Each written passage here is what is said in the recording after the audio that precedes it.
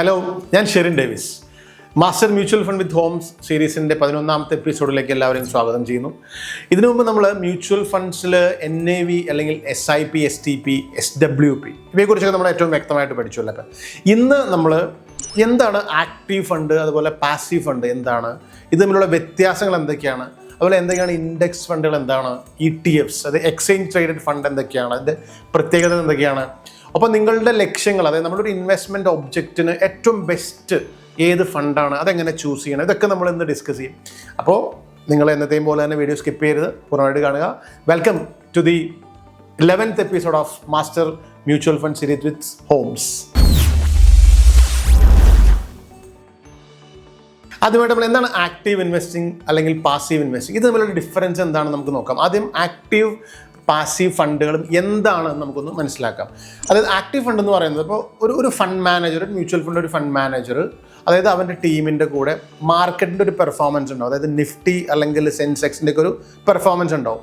അതിനേക്കാൾ കൂടുതൽ റിട്ടേൺ തരിക എന്ന ലക്ഷ്യത്തോട് കൂടിയിട്ട് അവർ ഷെയറുകൾ സെലക്ട് ചെയ്യുകയും അതിൽ ഇൻവെസ്റ്റ് ചെയ്യും, അതിൽ നിന്നും ഇൻവെസ്റ്റേഴ്സിന് റിട്ടേൺ കൊടുക്കുകയും ചെയ്യുന്നു. അപ്പോൾ ബേസിക്കലി പറഞ്ഞാൽ അങ്ങനത്തെ ഒരു ഇൻഡെക്സിനേക്കാൾ കൂടുതൽ റിട്ടേൺ ഏറ്റവും ആക്റ്റീവായിട്ട് ട്രേഡ് ചെയ്ത് നിങ്ങൾക്ക് തരുന്ന ഫണ്ടുകളെ നമ്മൾ എന്ത് പറയും?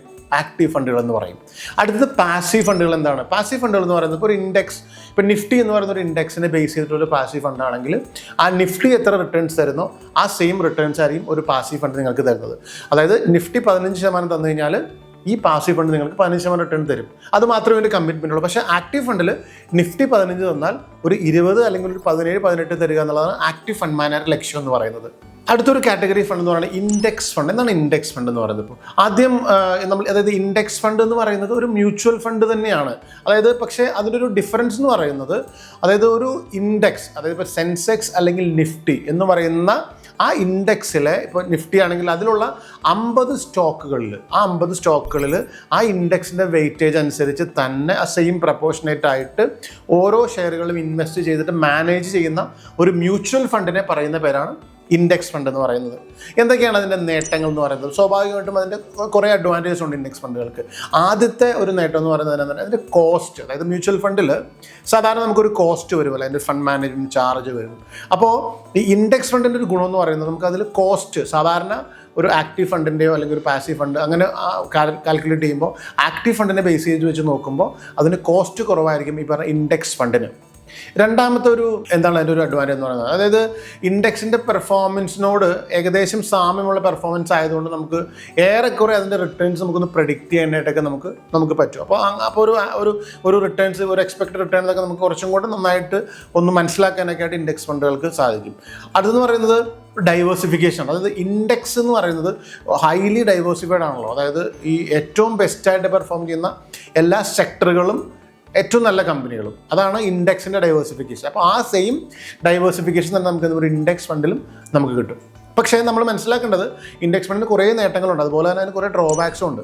അതായത് അതിൻ്റെ ഒരു മെയിൻ ഡ്രോബാക്ക് എന്ന് പറയുന്നത്, ആക്റ്റീവായിട്ട് ഭയങ്കര ഒരു അടിപൊളി റിട്ടേൺസ് എക്സ്പെക്ട് ചെയ്യുന്ന ആളുകൾക്ക് ഒരു പക്ഷേ ഈ ഇൻഡെക്സ് ഫണ്ടുകൾ അത്ര നന്നായിട്ട് നമുക്ക് റെക്കമെൻഡ് ചെയ്യാൻ പറ്റില്ല. കാരണം എന്ന് പറയുന്നത്, ആക്റ്റീവ് ഫണ്ട് എന്ന് പറയുന്നതിൻ്റെ അത്ര റിട്ടേൺസ് തരാൻ ഒരു പക്ഷേ ചിലപ്പോൾ ഈ പറഞ്ഞ ഇൻഡെക്സ് ഫണ്ടുകൾക്ക് പറ്റണമെന്നില്ല. നല്ല ഫണ്ട് മാനേജറും നല്ല എയിംസിലും നല്ല റിസർച്ച് ടീമൊക്കെ ഉണ്ടെന്നുണ്ടെങ്കിൽ മാത്രമാണ് ഈ ഇൻഡെക്സിനെ ബീറ്റ് ചെയ്യാൻ പറ്റുള്ളൂ.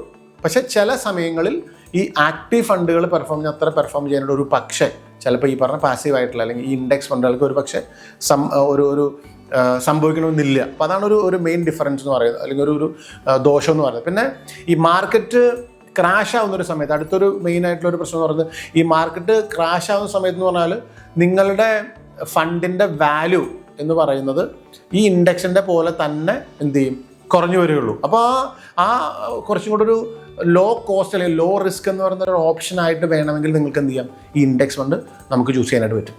അടുത്തത് നമ്മൾ എന്താണ് പാസീവ് ഫണ്ടിൻ്റെ അടുത്തൊരു കാറ്റഗറിയാണ് ETF എന്ന് പറയുന്നത്, എക്സ്ചേഞ്ച് ട്രേഡഡ് ഫണ്ട് എന്നാണ് അതിനെ പറയുന്നത്. അപ്പോൾ എന്താണ് ETF എന്ന് പറയുന്നത്? അതായത് ഒരു ETF എന്ന് പറയുന്നത് ഏകദേശം ഒരു ഇൻഡെക്സ് ഫണ്ടിൻ്റെയൊക്കെ പോലെ തന്നെയാണ്. അതായത് അതും ഇൻഡെക്സിനെ തന്നെയാണ് ഫോളോ ചെയ്യുന്നത്. പക്ഷേ ഈ ETF എന്ന് പറയുന്നത് എന്തായാലും അത് സ്റ്റോക്ക് എക്സ്ചേഞ്ചിൽ ട്രേഡ് ചെയ്യുന്ന പോലെ നമുക്ക് ട്രേഡ് ചെയ്യാൻ പറ്റുന്ന ഒരു ഫണ്ടിനെയാണ് നമ്മൾ ETF എന്ന് പറയുന്നത്. അത് നമുക്ക് മേടിക്കാനും വിൽക്കാനും പറ്റും എപ്പോൾ വേണമെങ്കിലും. പിന്നെ ചില ETFകൾക്ക് ലോക്ക് ഇൻ പീരീഡും കാര്യങ്ങളെല്ലാം ഉണ്ടാവും. പക്ഷേ ജനറലി നമുക്ക് ഈ എക്സ്ചേഞ്ചിൽ അത് ട്രേഡ് ചെയ്യാനായിട്ട് പറ്റും. അതുകൊണ്ടാണ് ETF എന്ന് പറയുന്നത്. അപ്പോൾ എക്സ്ചേഞ്ചിൽ ട്രേഡ് ചെയ്യാൻ പറ്റുന്ന മ്യൂച്വൽ ഫണ്ടിനെയാണ് ETF എന്ന് പറയുന്നത്. ഇനി എന്തൊക്കെയാണ് അതിൻ്റെ പ്രത്യേകതകൾ?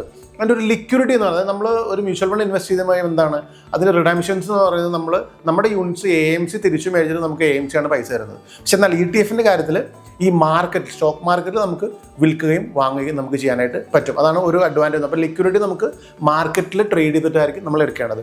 രണ്ടാമത്തെ ഒരു അഡ്വാൻറ്റേജ് എന്ന് പറയുന്നതിൻ്റെ കോസ്റ്റ് സാധാരണ ഈ ആക്റ്റീവായിട്ട് ഫണ്ട് മാനേജ് ചെയ്യുന്ന ഫണ്ടിനേക്കാളും കുറച്ചും കൂടെ കോസ്റ്റ് കുറവായിരിക്കും പറഞ്ഞ ETF-കൾക്ക്.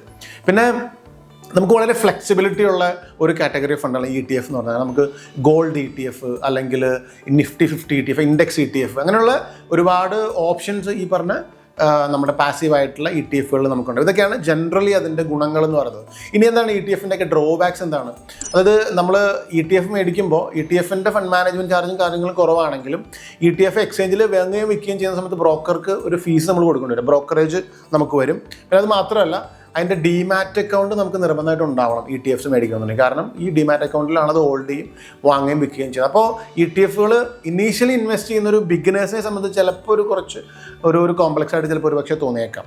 ചിലപ്പോൾ ഈ പറഞ്ഞ അത് മാത്രമല്ല, ചിലപ്പോൾ NAV-യിലും ചെറിയൊരു ഡിഫറൻസ് അല്ലെങ്കിൽ ചെറിയൊരു ഡിഫറൻസ് ഒക്കെ വരാനായിട്ട് സാധ്യത ഉണ്ട്. ഇതിലിപ്പോഴും അല്ല, പക്ഷേ അങ്ങനെ ഒരു പോസിബിലിറ്റിയും കൂടെ ചില സമയങ്ങളിൽ ഉണ്ടാവാനൊരു സാധ്യതയുണ്ട്.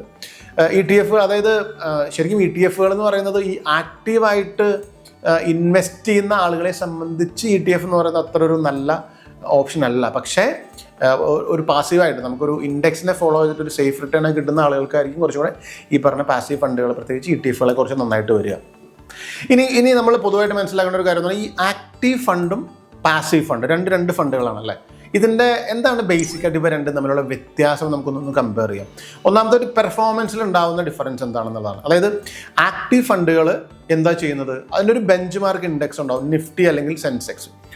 ഇതിനെ മറികടക്കുക എന്നുള്ളതാണ് ആക്റ്റീവ് ഫണ്ടുകൾ ചെയ്യുന്നത്. അതായത് അതിൽ കൂടുതൽ റിട്ടേൺസ് തരിക എന്നുള്ളതാണ് ആക്റ്റീവ് ഫണ്ടുകളുടെ ഉദ്ദേശം. പാസീവ് ഫണ്ടുകൾ എന്താണ്, ആ ഇൻഡെക്സ് അതായത് നിഫ്റ്റി അല്ലെങ്കിൽ സെൻസെക്സ് എന്ന് പറയുന്ന ആ ഇൻഡെക്സിൻ്റെ സെയിം റിട്ടേൺ കൊടുക്കുക എന്നുള്ളതാണ് പാസീവ് ഫണ്ടിൻ്റെ ഒരു ലക്ഷ്യം എന്ന് പറയുന്നത്. ഇനി അതിൻ്റെ ഒരു കോസ്റ്റ് വൈസ് എന്താണ് ഡിഫറൻസ്?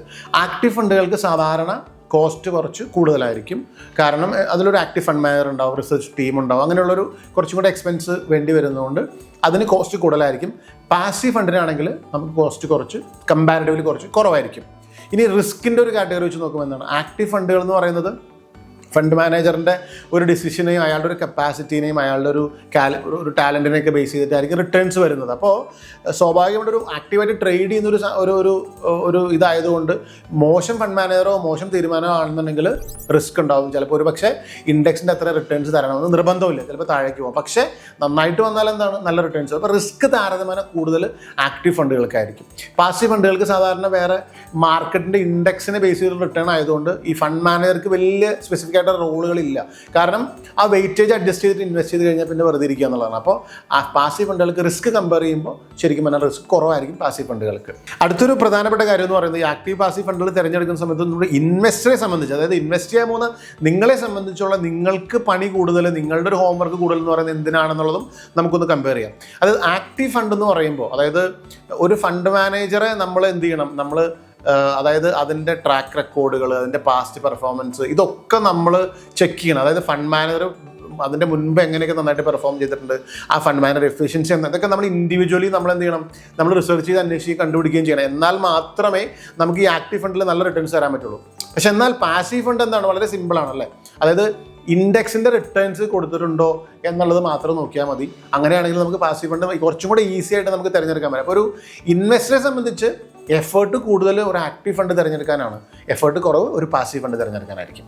അടുത്തൊരു കാര്യം എന്ന് പറയുന്നത്, ഇതിൽ ആക്റ്റീവ് ഫണ്ട് നിങ്ങൾ ചൂസ് ചെയ്യണോ അതോ പാസീവ് ഫണ്ട് നിങ്ങൾ ചൂസ് ചെയ്യണോ എന്നുള്ളതാണ്.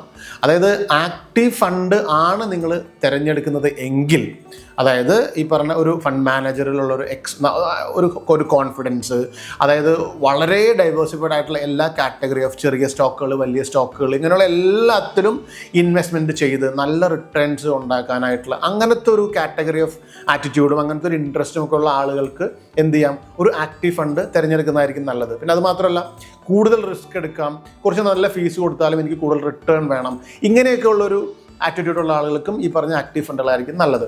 പിന്നെ ഞാൻ പറഞ്ഞു വളരെ ഡൈവേഴ്സിഫൈഡ് ആണ്, അതായത് സ്മോൾ ക്യാപ്പ്, അതുപോലെ സെക്ടോറിയൽ ഫണ്ട്സ്, തീമാറ്റിക് ഫണ്ട്സ്, ഇങ്ങനെയുള്ള എല്ലാം ഓവറോൾ എല്ലാ മാർക്കറ്റിൻ്റെ പെർഫോമൻസിലും പാർട്ടിസിപ്പേറ്റ് ചെയ്യാനായിട്ട് ആഗ്രഹമുള്ള ആളുകൾക്കും ഏറ്റവും നല്ലത് ഈ പറഞ്ഞ ആക്റ്റീവ് ഫണ്ടുകളായിരിക്കും. എന്നാൽ പാസീവ് ഫണ്ടുകൾ, ഇൻഡെക്സ് ഫണ്ടുകൾ അല്ലെങ്കിൽ ETF തിരഞ്ഞെടുക്കുന്നത് എങ്ങനെയുള്ള ആളുകളായിരിക്കും? അതായത് വളരെ കോസ്റ്റ് കുറഞ്ഞ് ഒരു കൺസർവേറ്റീവ് ആയിട്ടുള്ള ഇൻഡെക്സിനെ പോലെയുള്ള റിട്ടേൺസ്, വളരെ കൺസർവേറ്റീവ് ആയിട്ട് ഉള്ള റിട്ടേൺസ് മാത്രം മതി, കോസ്റ്റ് മാത്രം കുറവ് മതി, ഇങ്ങനെയുള്ള ആളുകൾക്ക് എന്ത് ചെയ്യും? പാസീവ് ഫണ്ടായിരിക്കും കുറച്ചുകൂടി നല്ലത്. അതുപോലെ നമ്മളൊരു തുടക്കക്കാരനാണ്, ആദ്യമായിട്ടൊക്കെയാണ് നമ്മൾ ഇൻവെസ്റ്റ്മെൻറ്റ് സ്റ്റാർട്ട് ചെയ്യുന്നത് മ്യൂച്വൽ ഫണ്ടിൽ, അങ്ങനെയുള്ള ആളുകൾക്ക് എന്താണ്? പാസീവ് ഫണ്ടുകളായിരിക്കും കുറച്ചുകൂടി നല്ലത്. പിന്നെ അത് മാത്രമല്ല, നമ്മൾക്ക് ഒരുപാട് ഡൈവേഴ്സിഫിക്കേഷനും റിസ്ക്കുള്ള സ്റ്റോക്കുകൾ, റിസ്ക്കുള്ള സെക്ടറുകളിൽ സ്പെസിഫിക് ആയിട്ടുള്ള സ്റ്റോക്സ്, സ്പെസിഫിക് ആയിട്ട് സെക്ടർ സ്പെസിഫിക് ആയിട്ട് തീമാറ്റിക് ആയിട്ടുള്ള ഫണ്ട്, ഇങ്ങനെയൊക്കെ കൂടുതൽ റിസ്ക് എടുത്ത് പോകാനായിട്ട് പറ്റാതെ ഏറ്റവും നല്ല ക്വാളിറ്റി ലാർജ് ക്യാപ്പിൽ മാത്രം ഇൻവെസ്റ്റ് ചെയ്ത് സേഫായിട്ട് ഇൻവെസ്റ്റ് ചെയ്യണം എന്ന് ചിന്തയുള്ള ആളുകൾക്കും പാസീവ് ഫണ്ടുകളാണ് ഏറ്റവും നല്ലത്. അതായത് ഇതാണ് മെയിനായിട്ടുള്ള ഈ പറഞ്ഞ ആക്റ്റീവ് ഫണ്ടും പാസീവ് ഫണ്ടും നമ്മൾ ഒരു ഇൻവെസ്റ്ററെ സംബന്ധിച്ച് എങ്ങനെ സെലക്ട് ചെയ്യണമെന്ന് തീരുമാനിക്കുന്നതിൻ്റെ കുറച്ച് കാര്യങ്ങൾ എന്ന് പറയുന്നത്. എന്തൊക്കെ ആയിരുന്നാലും നമ്മളുടെ ഒരു ഇൻവെസ്റ്റർ, ഒരു കോറായിട്ടുള്ള നമ്മുടെ ഒരു ടോട്ടൽ പോർട്ട്ഫോളിയോ സെലക്ട് ചെയ്യുന്ന സമയത്ത് നമുക്ക് രണ്ടിനും പ്രാധാന്യമുണ്ടല്ലേ? റിട്ടേൺസിനും പ്രാധാന്യമുണ്ട്, സേഫ്റ്റിക്കും പ്രാധാന്യമുണ്ട്. അപ്പോൾ അതുകൊണ്ട് നിങ്ങളൊരു ഒരു കോറായിട്ടുള്ളൊരു പോർട്ട്ഫോളിയോ ബിൽഡ് ചെയ്യുമ്പോൾ, ഇപ്പോൾ നമ്മുടെ പോർട്ട്ഫോളിയോയിൽ ഒരു 3-4 തരം ഫണ്ടുകൾ ഉണ്ടാവണം. അതാണ് അതിൻ്റെ ഒരു പോർട്ട്ഫോളിയോ, ഒരു ജനറൽ ഒരു വിന്നിംഗ് പോർട്ട്ഫോളിയോ എന്ന് പറയുന്നത്. അപ്പോൾ അങ്ങനെ വരുമ്പോൾ ആക്റ്റീവ് ഫണ്ടിൻ്റെയും പാസീവ് ഫണ്ടിൻ്റെയും ഒരു കോമ്പിനേഷൻ ആയിരിക്കും നിങ്ങൾക്ക് ഏറ്റവും നല്ലത്. കാരണം ചില സമയങ്ങളിൽ ആക്റ്റീവ് ഫണ്ട് ഏറ്റവും നന്നായിട്ട് പെർഫോം ചെയ്യുന്നുണ്ടാവും, ആ സമയത്ത് പാസീവ് ഫണ്ടുകൾ വളരെ കൺസർവേറ്റീവ് ആയിട്ടുള്ള കുറച്ച് റിട്ടേൺസ് മാത്രമേ കൊടുക്കുന്നുണ്ടാവുള്ളൂ. അപ്പോൾ രണ്ടിൻ്റെയും കൂടെ ഒരു കോമ്പിനേഷൻ എന്ന് പറയുന്ന ഒരു അപ്രോച്ച് ആയിരിക്കും ഒരു ഇൻവെസ്റ്ററെ സംബന്ധിച്ച് ഏറ്റവും നല്ലത്. അപ്പോൾ നിങ്ങൾ അങ്ങനെ കൂടുതലായിട്ട് നിങ്ങളുടെ ഒരു കോർ പോർട്ട്ഫോളിയോ ഉണ്ടാക്കുക, എന്നിട്ട് നിങ്ങളുടെ ഇൻവെസ്റ്റ്മെൻറ്റ്സ് ആരംഭിക്കുക, നിങ്ങൾ സ്റ്റാർട്ട് ചെയ്യുക.